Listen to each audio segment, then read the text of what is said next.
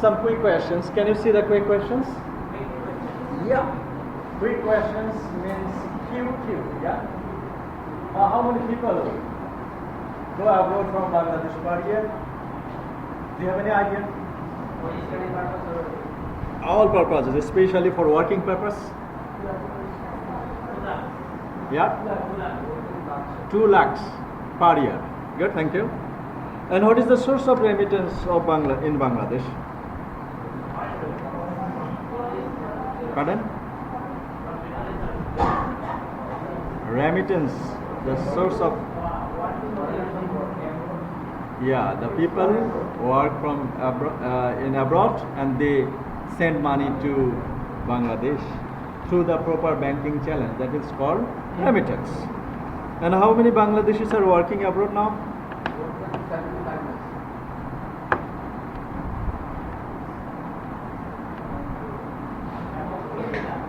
Pardon? He said 25, you said 75, and you have said 20. Anybody? And how many countries Bangladeshis are ready to go for working? How many countries? In which countries Bangladeshis go?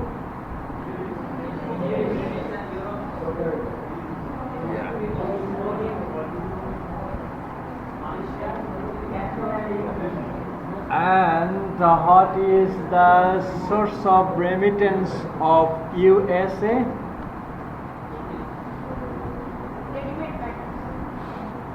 USA. I said not Bangladesh.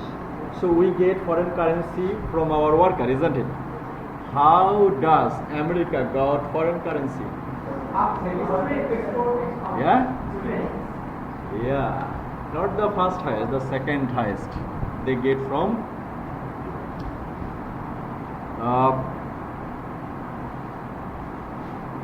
they do, that means USA does many activities to keep the flow of the remittance that they get from students, that means the foreign students. They do many things, and they do many things about the students who are supposed to stay in the USA, and they will be studying in the US universities. And we get largest foreign currency from our people who work abroad. How do we do for them? Yeah? How do we do? We congratulate them at the airport with some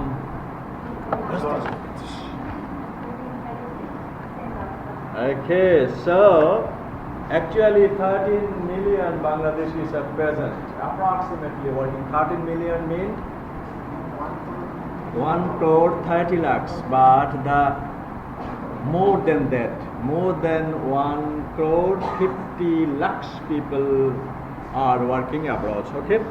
And they are working naturally 26 countries. First of all, they go to Saudi Arabia, then United Arab Emirates, that means Dubai, yeah? Malaysia.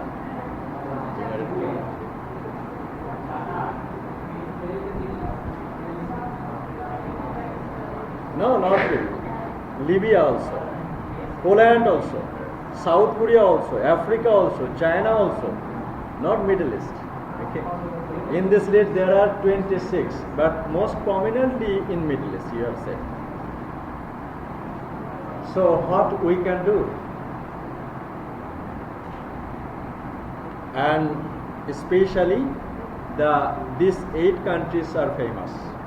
That is Dubai, United Arab Emirates, Qatar, Oman, Bahrain, Kuwait, Libya, Iraq, Singapore, Malaysia, then US, then okay. My question is that what do we do for this worker? You may ask how it is related to audiolingualism. Yes, it is related. I am coming to that. Okay. So, how many languages are used in these countries where Bangladeshis go for working?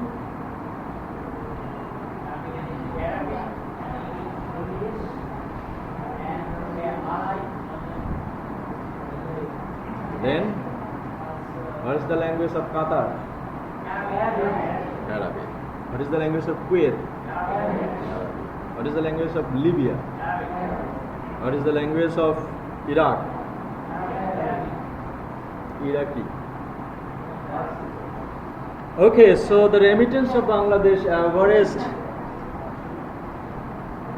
1,402 US billion in 2012 until 2023.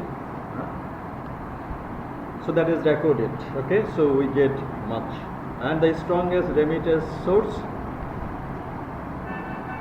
from Mexico.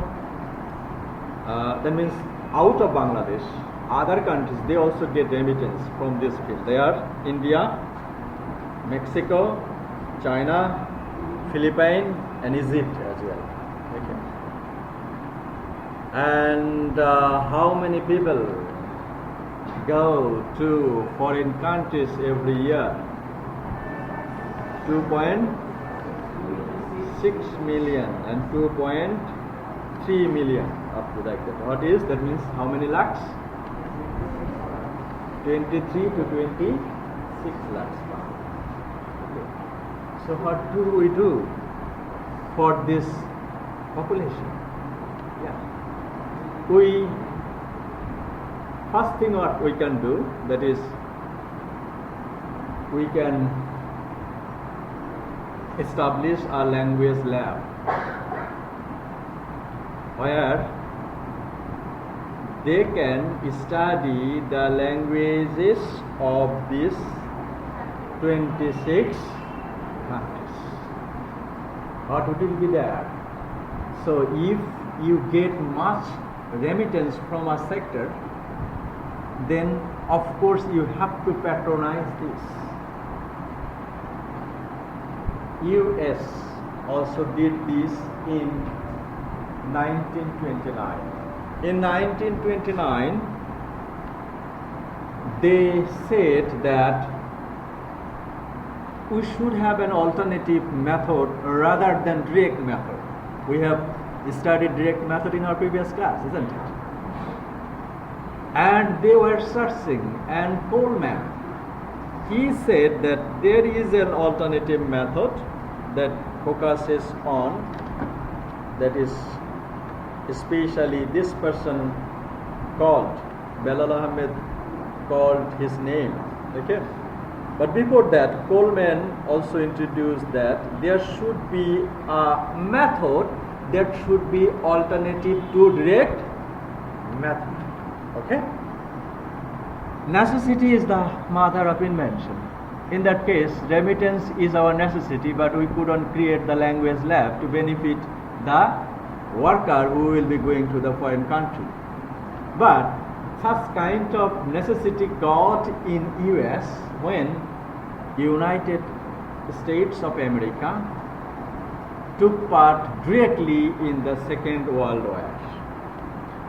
And in 1939, when America officially involved in Second World War, they thought that they are in need of some persons who will be fluent in French, German, Chinese, and other languages. They need such kind of persons who will be working as an interpreter, who will be working in the courtroom. Courtroom means at the time of war, you will see that several messages will be coming, and that message, especially the foreign soldier, will be delivering message in their language. So that language should be decoded decode. So code room assistants, they are in need, and they are in need of some translator. Translator of what? What are the foreign armies are doing? What is their plan? They are planning in their language. What is the language? The German language, the French language, the Italian language. But the US soldier, they don't know. So they think that we have some quick person who can translate the language, that is German, Italian, and also Chinese, Japanese, Malay. This is their necessity. And what did they do? They called upon all the university teachers, okay, and university, and there 55 universities, American universities gathered in 1942, and they proposed a method of English language teaching or learning, okay, and that name at that time was an Army Specialized Training Program, ASTP. He said, your name? Mahfuz said, that is, they did it. Okay. I started my lecture today, that means we have a necessity, we couldn't do that. But America had a necessity, they did it. And before that, direct method was the brainchild of UK, and also the GTM also is the UK scholars. But here in this method, US had been searching a method that would be their own. So this audiolingual method is the creation of 55 university professors, and they called it Army Specialized Language Training. Okay. And after getting this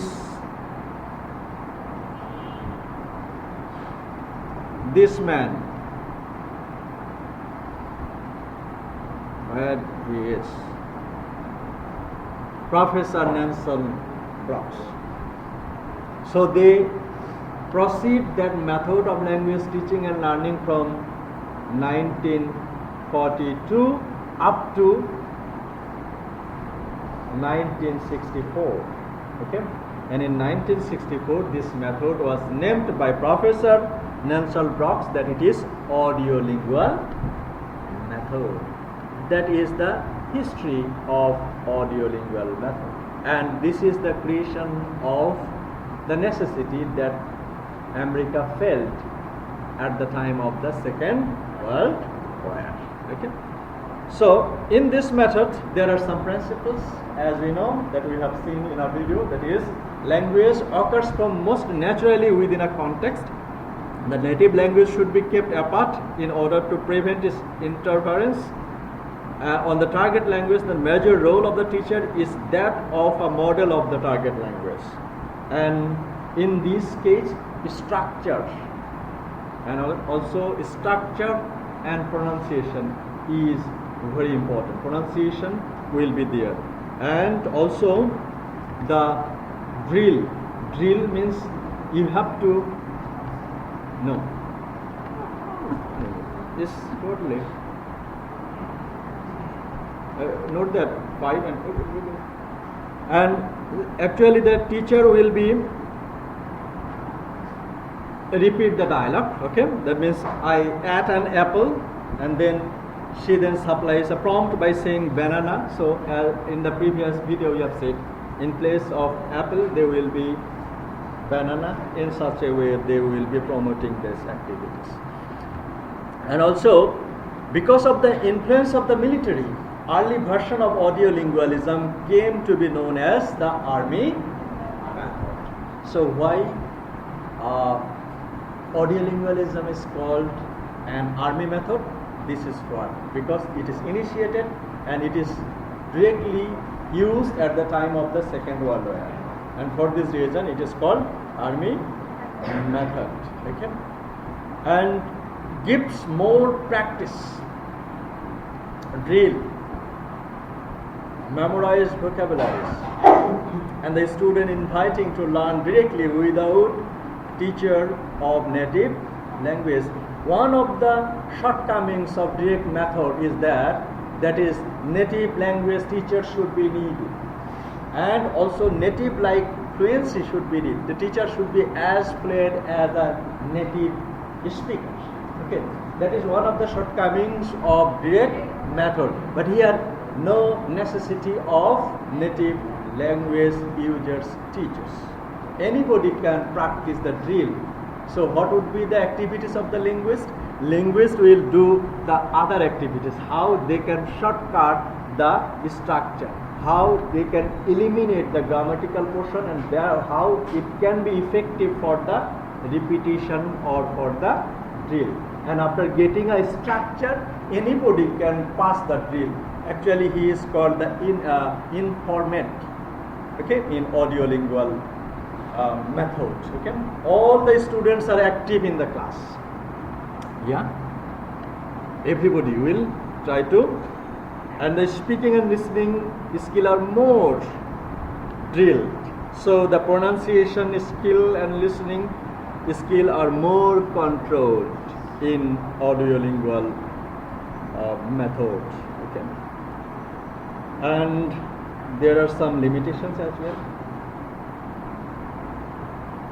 Main focus on language form, not on meaning, and the learners assumes a passive role during the learning process whenever they will be doing this. There is no equal focus on all four skills. Okay, so GTM is for reading and writing, direct method is for other way, but here audiolingualism they give more focus on listening and speaking, and the other skills are absent. Okay, so that is about the audiolingualism, the background of audiolingualism. And after that, okay, Bloomfield's technique, also it is also called Bloomfield technique, was known as informant method. Informant method means the native speakers becomes the informant, who was the source of phrase, vocabulary, sentence and grammar. So teacher will be, the native speaker teachers will be supplying this keyword, that is what is the phrase, what is the word for this, what is the word for this, that is like that, and sentence or grammar, and they will not be in the role of a teacher, they will be in the role of informant. Okay, and how the learners will practice. 10 hours a day, 6 days in a week, 15 hours drill, and 20 to 30 hours for private study. 2 to 3 or 2 to 6 weeks you have to complete that. You will be, if you practice in such a way, 10 hours a day, 6 days in a week, and apart from your study in the practice session, then you have to study on your private time. So if you follow this from 2 weeks to 6 weeks, you will be able to make communication in the target language. So massive drill will be there. Okay. And some criticism said that there is no basic difference between direct method and army method. Okay, so that is the drill. But one thing is that is based on, in direct method, that was developed with the reaction to GTM, grammar translation method, and for this reason direct method put emphasis on the speaking and listening. But army method, that method was created for the necessity of the certain target speakers. Okay, and how that method proceed on after the Second World War. Okay,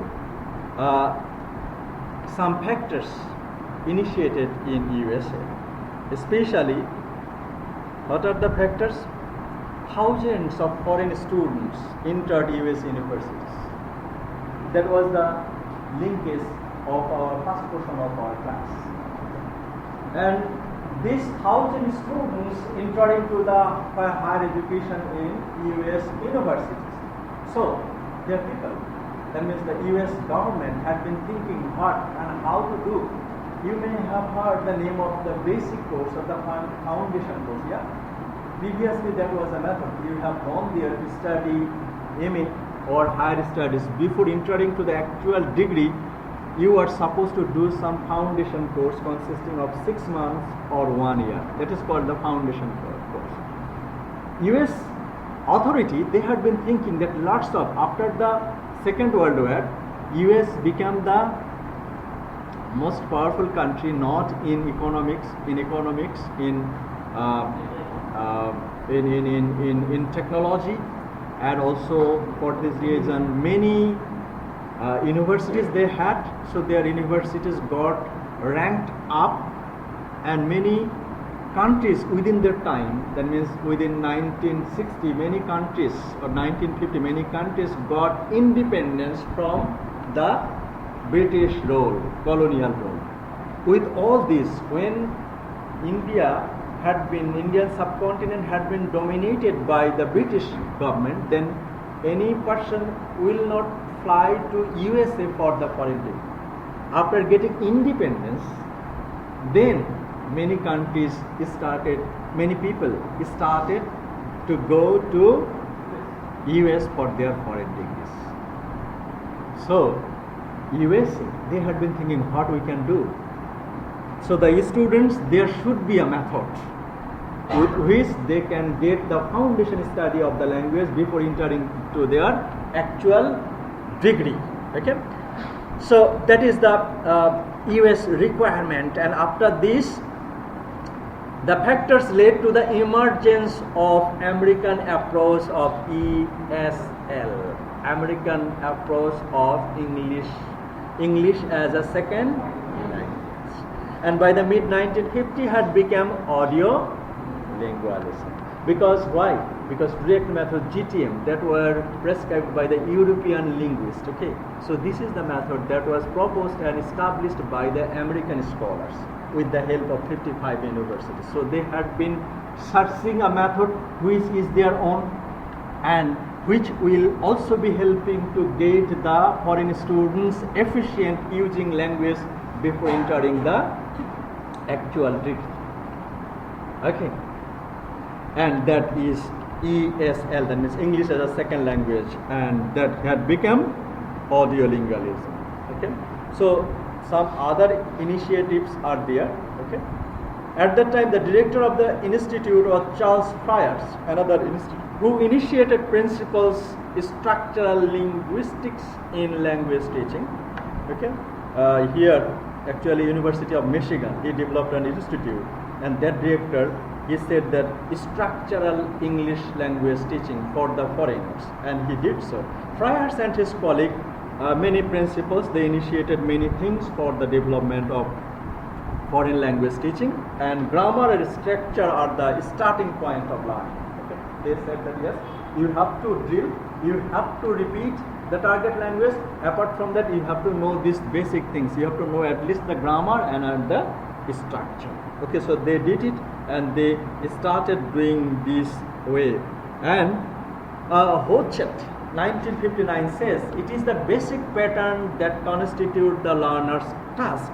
They require drill, and more drill. So up to 1950 or 50s, that means 1960, they had no alternative. They had the idea, that means drill, and more drill will make you an efficient or fluent speakers of the target language. And not only the Michigan University was involved in the language teaching innovation, but other universities like Georgetown universities, American universities, Washington DC universities, University of Texas, and they also involved in such kind of. And also in 1950, the American Council of Learned Societies, under the contact of US State Department, was commissioned to develop textbooks for teaching English to the speakers of wide number of foreign languages. So emphasis was given to pronunciation, morphology, grammar, followed by drills and exercise.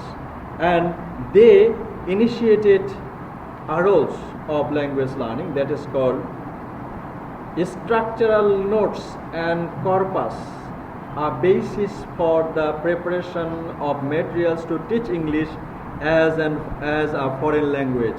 So American Council of Learned Society. So they developed the style, they developed the pattern, and they developed the materials. That means the title, the materials they incorporated, they collected several kinds of materials and compiled it as a way of teaching language, foreign language, and that is called audiolingualism for foreign language teaching. So, and next time many other initiatives had been done in case of audiolingualism. So that is the history of audiolingualism. Especially it is called army method, it is called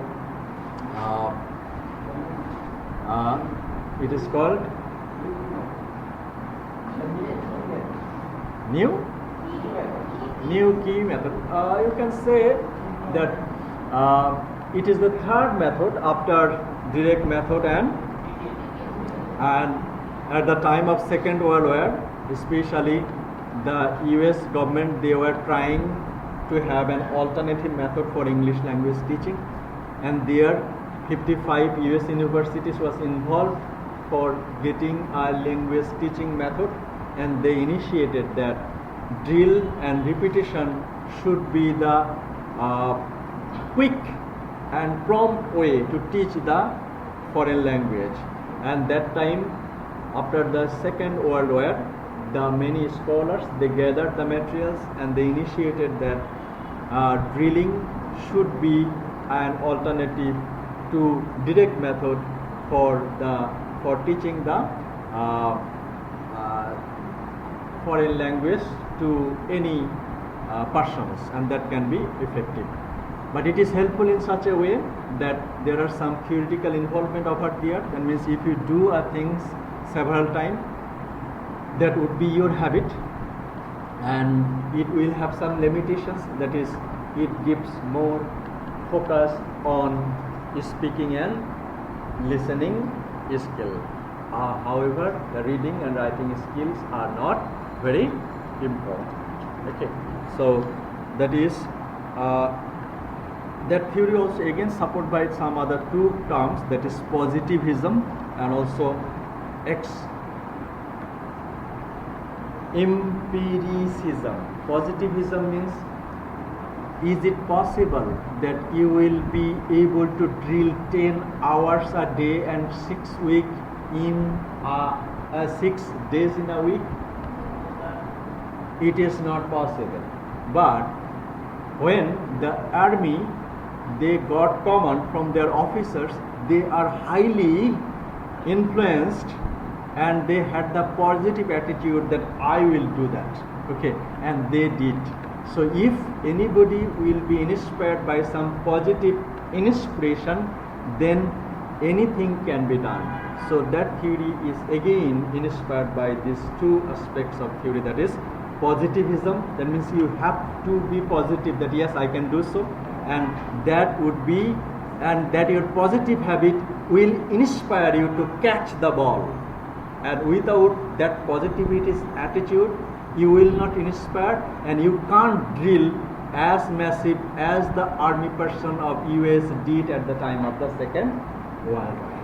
So having so many drawbacks and advantages, that is audiolingual method. And as we have seen the video clips, that means if you practice it in such a way, all class will be involved with each other and they will be practicing, and they will be thinking that language learning is not very tough, it is like a fun.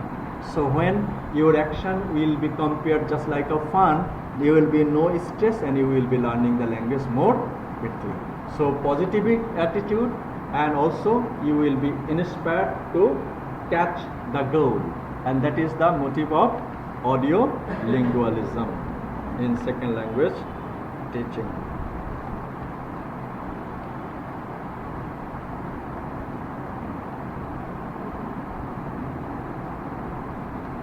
Okay, thank you.